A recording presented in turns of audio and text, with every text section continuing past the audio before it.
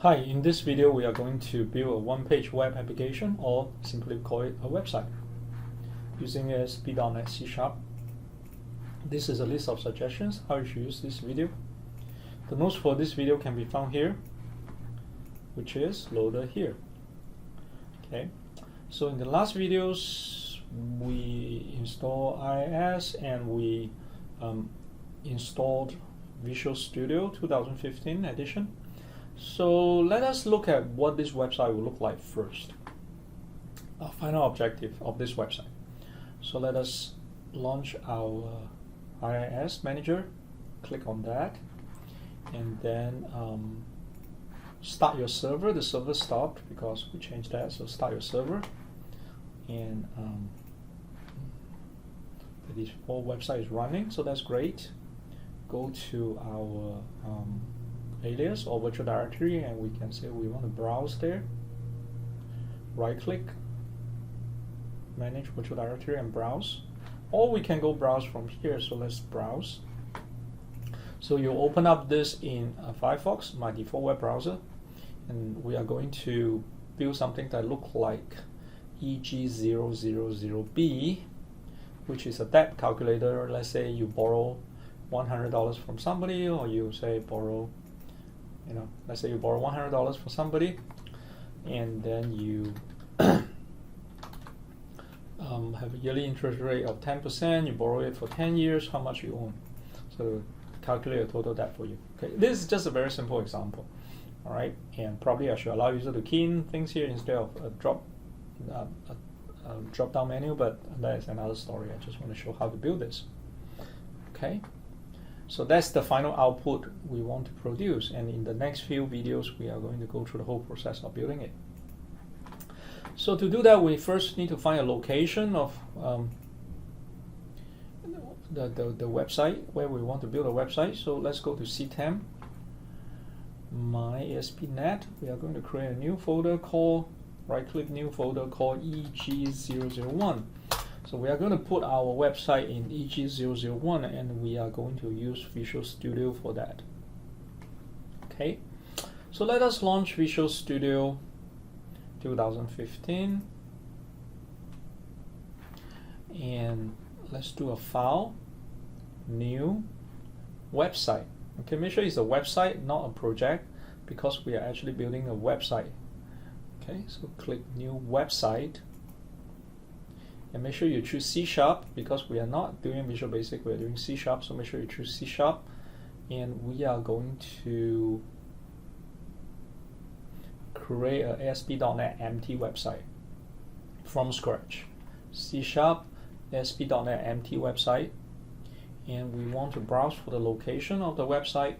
So we go to Browse, C drive, tem, my ASP.NET,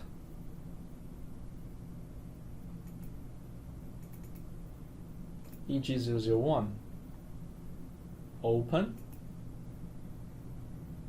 So the directory is here, so wherever you create will go there. So okay. Alright, so it's created. So the website is created. So if you go to your ctem ASP.NET, go to eg001, you will realize two files were created for you by default. One is web config, one is web debug config. And you can see these two files here by double clicking on it. Okay. Oh, the font is probably too small, I cannot see, so you can press Control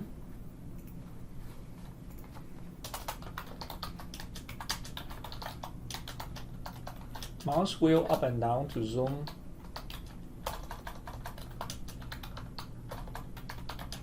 in or out. Okay, so we can mouse wheel up to zoom in, so the font will become bigger, and or zoom out, so on and so forth. Okay, and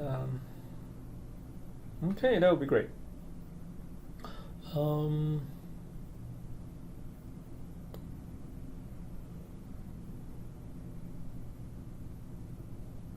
Okay, So we have files. We can see the files in the solution explorer here. This is the solution explorer, this is the properties, and this is the place your code, of course. All right, let's close these two things. We don't really need that. And the next thing you want to do is to add a new file, add a new web form. Okay.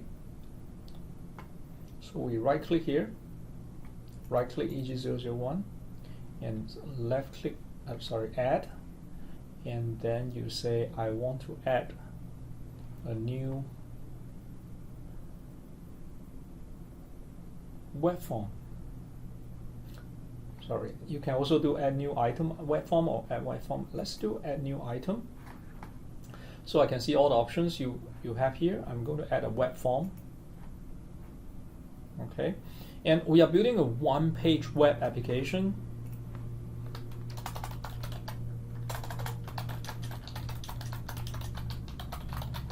So in other words, everything can be done, in theory, can be done in one page. Okay, so web form.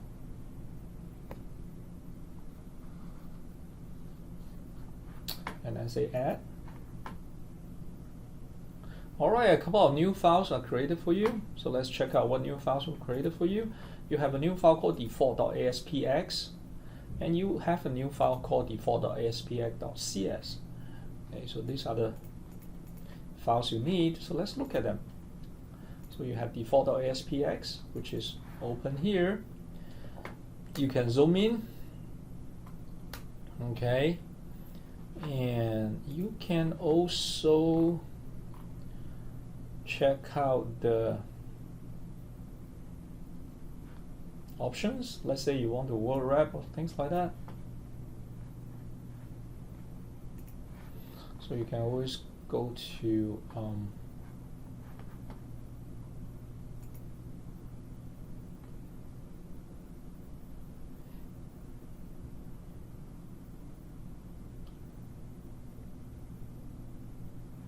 tools, options, and you can look at all the stuff like font, keyboard, startup text editor, C#. Do you want to word wrap or for the whole anything general, or particular C#? Do you want to word wrap and things like that? Do you want a line number? Okay, so on and so forth. Okay.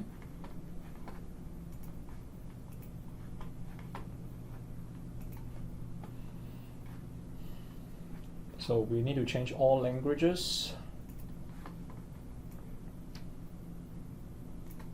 All languages. I want word wrap. Okay, so now you can see all the text. All right, and let's zoom in a little bit. Okay. Okay, as you can see here, the code file for default.aspx is aspx.cs. So using this line, you're actually linking this file to this file. So in the aspx.cx, you are going to put all the C# code here. As you can see, this is C# syntax. And in aspx file, the default aspx file, you are going to put the HTML code here. As you can see, this is HTML syntax. Okay. You need to remember that. All right, let's do something really simple. We are going to add a H1 tag here. Oh, it's autocomplete. So let's add in something like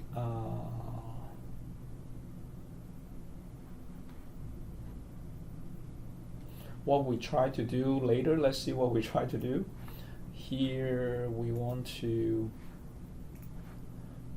do something that looks like this, richer step calculator, right? So I'm going to type this.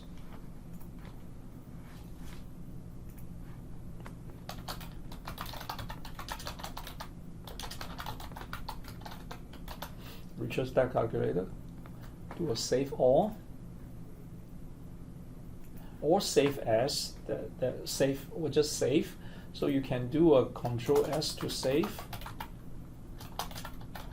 Okay, so save, and then I want to see the effect of this thing here.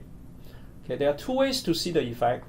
One way is to just directly say, I want to launch this in Firefox. You can see that they build a website for you and launch this in Firefox. Oops, that's not good. Let me close that. Okay, but don't worry about this. Let's see what's going on here. They give you a very strange port number. They give you a very strange port number here. Okay, so what is this? Actually, what happened is when you install Visual Studio, they actually comes with IIS Express web server. Okay, so what you're looking at here is actually the IIS Express web server. But I don't really want to do this every time, look at IIS Express web server and all that. I want to look at it from the web server that I install on my computer, which is IIS. So I want to actually view it in IIS, so I don't have to worry about this stuff here. Okay. So let me close this first. Let me close the. Yes. Let me just close this. Okay. Let me open it again.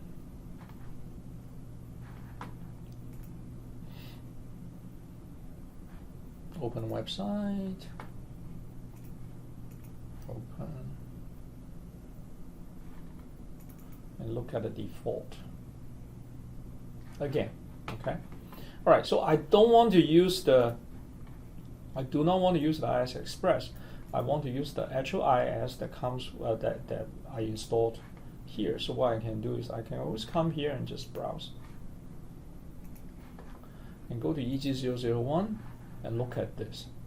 So you do not have to mess with the internal debugging or generating, starting new server stuff here in Visual Studio. You can just look at it from the web server that we enabled, which is much clearer in a way.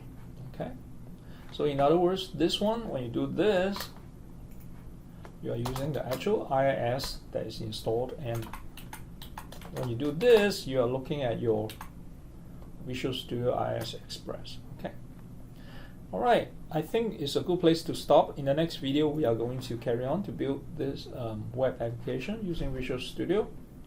Thanks for watching. Bye.